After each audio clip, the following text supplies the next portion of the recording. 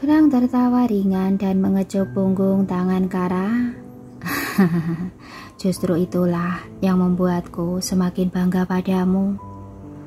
Mama, Papa, ayo cepat makan. Kita tidak boleh terlambat.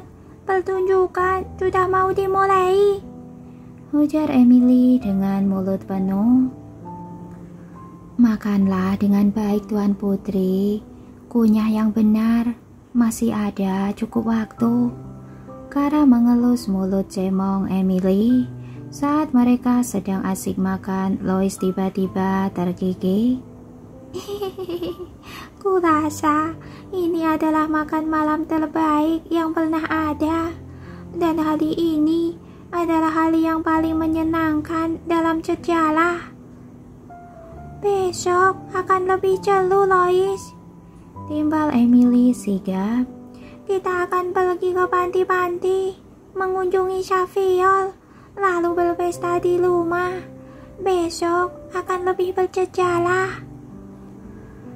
Mendengar bagaimana Emily menyebut kata rumah dengan ceria, hati Kara dipenuhi beragam rasa. Ia harap sensasi itu tidak pernah pudar. Besok harus jadi hari yang sempurna bagi si kembar. Harus. Mama, bagaimana penampilanku? Apakah sudah rapi? Untuk kesekian kalinya Emily meluruskan bezel mungil berwarna pink yang terlihat sempurna di tubuhnya. Sudah sayang, Kara membelai pipi sang putri. Kamu adalah pebisnis kecil yang tercantik di muka bumi. Mendapat pujian itu, bibir Emily melengkung manis. Terima kasih, Mama.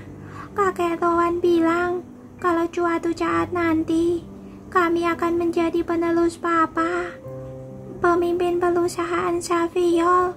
Jadi aku dan Lois harus tampil sempurna. Kita sudah sempurna, Emily. Kamu tidak perlu khawatir. Lihatlah betapa kerennya aku. Lois membetulkan dasi kupu-kupunya. Kita seharusnya berpakaian seperti ini saat membagikan makanan dan pakaian tadi. Emily seketika mencibir. Itu namanya pamer. Tidak baik, Lois. Sementara Lois terkekeh, Kara menoleh ke samping. Ada kesan sendu dari senyum kecilnya itu. Frank, kamu ingin membicarakan sesuatu kepada versi kecil dirimu. Sang CEO mengerucutkan bibir. Selang berenungan singkat, ia menatap si kembar lekat-lekat. Kalian tahu, dulu ketika Papa masih kecil, kakek Rowan juga mengatakan itu kepada Papa. Lalu, Papa bagaimana? Itukah yang membuat Papa selalu tampil sempurna? Kedua balita itu berkedip-kedip menyimak dengan seksama. Frank mengangkat bahu sekilas. Seperti yang kalian lihat, Papa selalu berusaha memenuhi permintaan kakek Rowan, membuat orang-orang lain segan dan kagum terhadap Papa.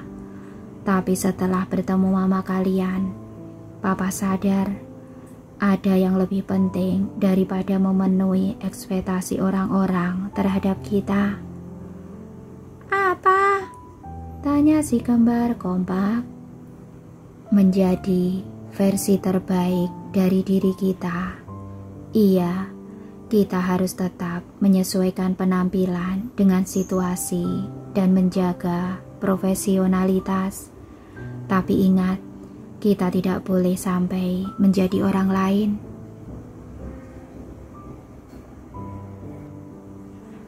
Mulut Lois dan Emily membulat.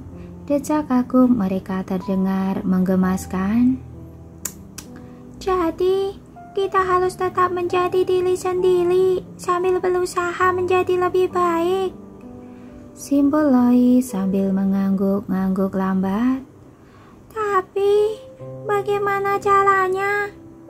Emily meninggikan leher dan menaikkan alis. Frank tersenyum simpul. Banyak hal. Kalian bisa belajar dengan tekun, bekerja keras untuk mewujudkan cita-cita. Kalian bisa mengembangkan bakat dan kemampuan, menjadi apa saja yang kalian inginkan tanpa perlu memusingkan omongan orang. Tapi ingat, telunjuk Frank terangkat tegak.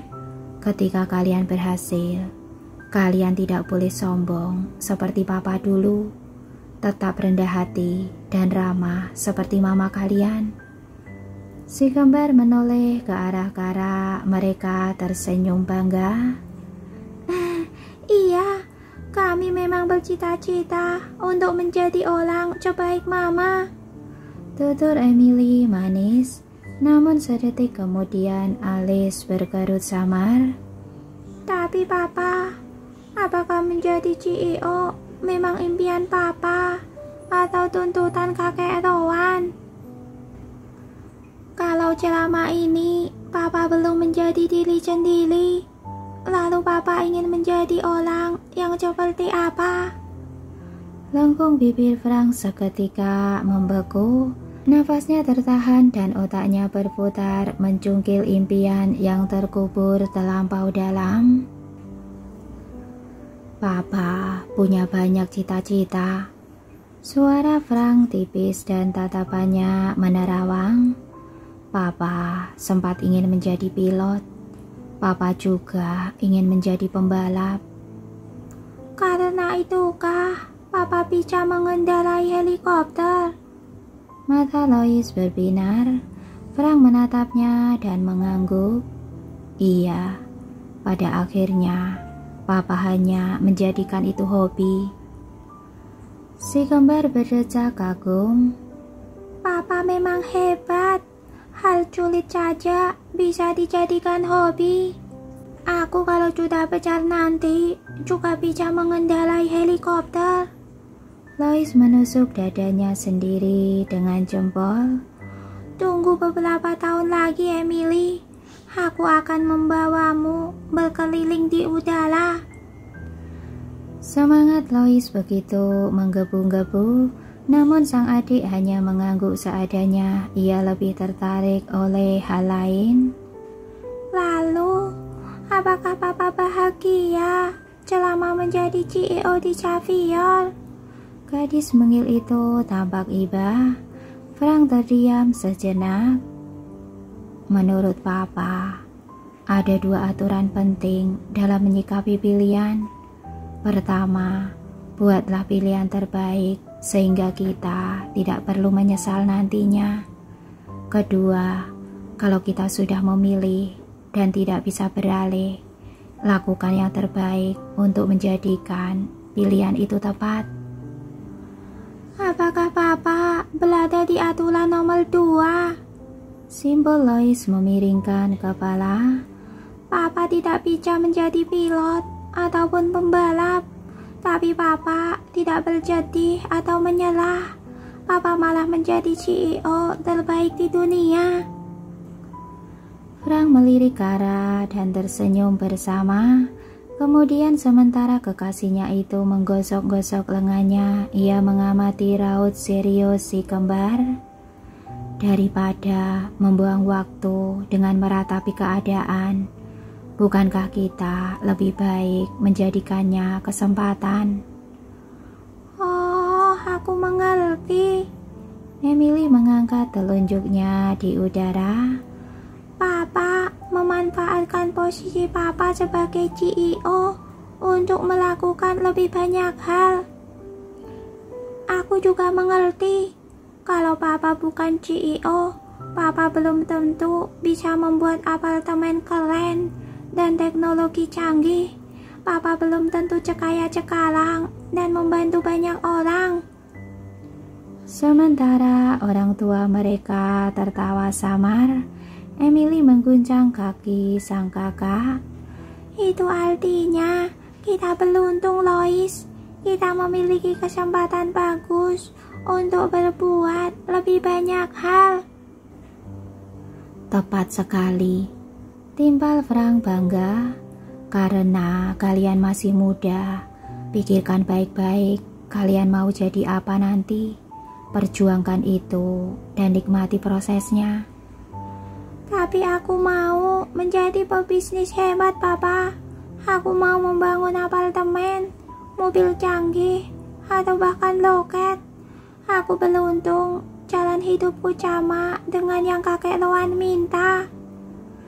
Emily mengangguk setuju. Aku juga.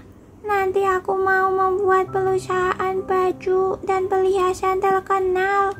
Aku mau membuat perusahaan hiburan. Aku mau membuat banyak hal yang bisa dilakukan lewat perusahaan Xavier. Mendengar tekad yang membara itu, Frank dan Kara menarik nafas dalam-dalam. Dada mereka penuh dengan rasa bangga dan bahagia. Impian yang ditawarkan si kembar sangatlah indah. Setibanya di kantor Xavier, Lois dan Emily tak henti-hentinya melambaikan tangan.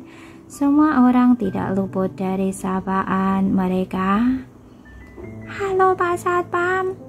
Halo Nyonya resepsionis. Halo Tuan bersih-bersih. Rekaman video kehadiran mereka dengan cepat beredar di semua grup chat karyawan.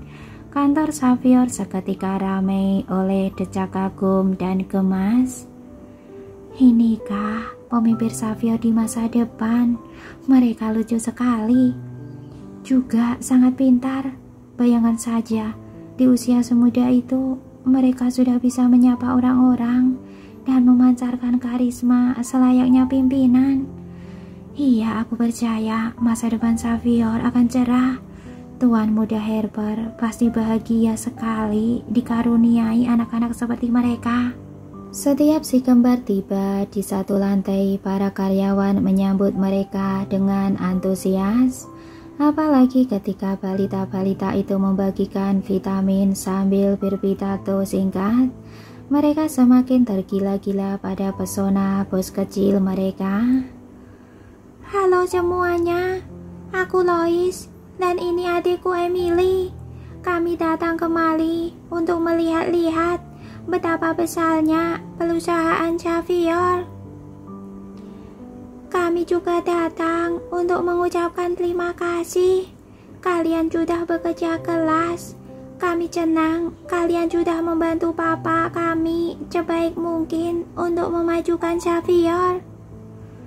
Sambil berdecak kagum, semua orang berbisik-bisik. Tak perlu diragukan lagi. Mereka memang anak tuan muda. Pesona dan kecerdasan mereka sama. Justru menurutku anak-anak itu jauh lebih baik dan ramah. Sulit dipercaya kalau usia mereka baru 4 tahun. Tapi ingat, kecerdasan itu menurun dari ibu. Itu berarti tuan muda tidak salah memilih wanita. Kara Martin memang luar biasa. Setelah berkeliling, Lois dan Emily akhirnya tiba di lantai teratas. Saat melihat meja sekretaris, telunjuk mereka meruncing. Apakah itu meja kerja Mama? Tanya mereka kompak. Kara mengangguk sambil mendesahkan tawa. Iya, apakah keren? Tentu saja. Lalu, di mana ruang kerja Papa? Apakah kita akan masuk ke sana sekarang? Frank dan Kara tersenyum penuh arti. Sedetik kemudian Frank mengulurkan tangan kepada Jeremy. Sang asisten langsung menyerahkan 2 buah kotak hitam yang dihiasi pita biru dan pita merah. Apa itu Papa? Mata Emily membulat. Kado ulang tahun kalian. Bukannya berseru kegirangan, si kembar malah saling lirik dan mengerutkan alis. Bukankah kita sudah mendapat kado kemarin? Iya, kita sudah berkeliling kota dengan mobil keren dan bermain di taman hiburan. Masih dengan senyum simpul yang sama, Frank menekuk lututnya. Ini adalah bonus karena kalian sudah menjadi anak yang sangat baik. Ia menyodorkan kotak itu ke hadapan si kembar. Kedua balita itu melirik sang ibu. Melihat Kara mengangguk, mereka pun menggigit bibir, menahan gejolak bahagia dalam dada. Terima kasih, Papa. Sama-sama sayang. Sekarang bukalah. Tarik pitanya.